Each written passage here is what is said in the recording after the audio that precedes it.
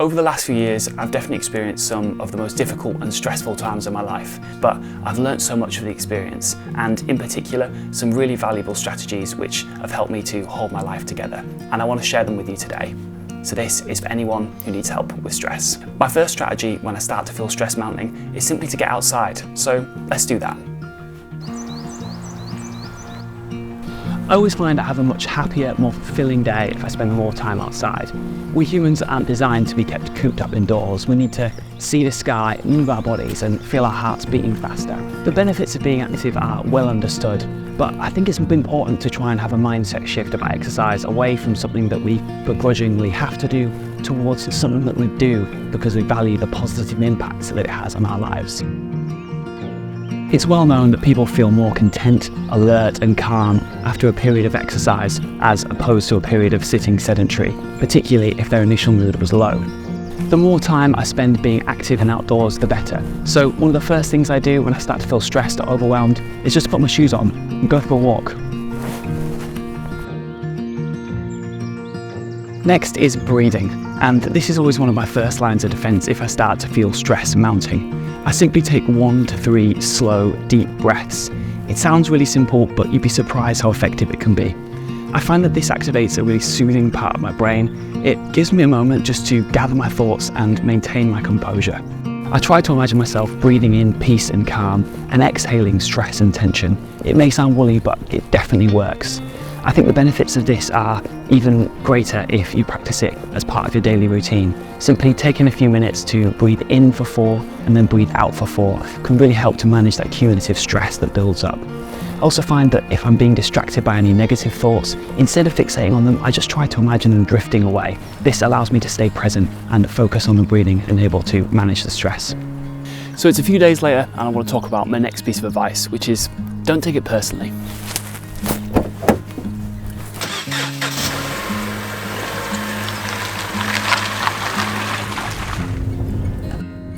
In life, it's definitely easy to take things personally, but the vast majority of the time I think what we don't see is that when people behave in a way that seems irrational or unkind, they've often had something equally as unpleasant happen to them. But I think when we don't have this insight, it's really easy to put ourselves in the centre of any of these conflicts, and we go away feeling angry and frustrated.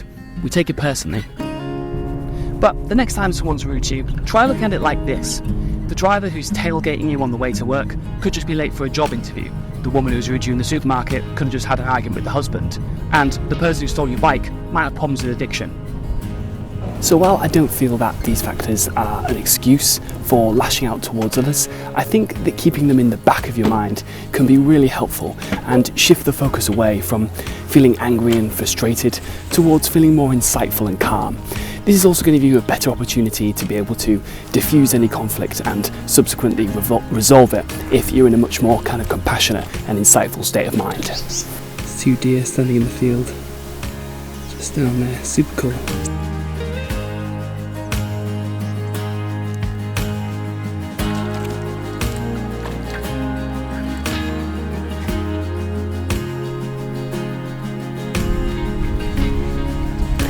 So we've arrived at the beach now and I want to share with you my next piece of advice, which is one that I call someone like me. Now bear with me with this one so I can explain how it works. So essentially when someone says something to me that I find irritating or annoying, one of the questions I have to remind myself to ask is this really something that someone like me is going to spend their valuable time getting irritated and annoyed about? Now I really like this question because it puts the irritation into kind of the scope of life more broadly. It reminds me that I need to be intentional about where I invest my time, and it's just really not worth wasting it over something trivial. But what if somebody says something and we find that we're still stewing about it an hour or so later? Now normally if I decide to let something go, I find I've forgotten about it for 10 or 15 minutes and I'm getting on with my day as normal. But from time to time someone says something and it probably is worth bringing up, and this is where the 60-minute rule comes in. Essentially, if you still find that you're annoyed about it after an hour, then bring it up with someone. Having given you both some time to kind of de-escalate and calm down after a potential conflict, you find that both parties are in a much calmer headspace, and therefore you're much more likely to be able to come to a constructive resolution.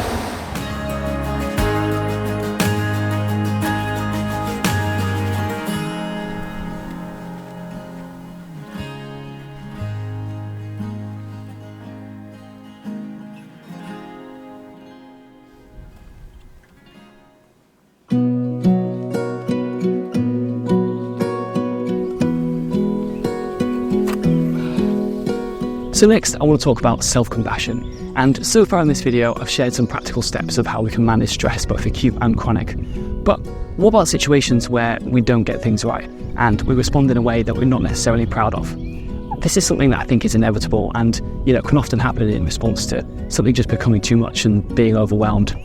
But what I think is important in these scenarios is how we respond to this, both in the initial sense of putting things right if we were in the wrong, and then also how we treat ourselves. And this is where self-compassion comes in. Just being kind to ourselves and appreciating that we're all only human.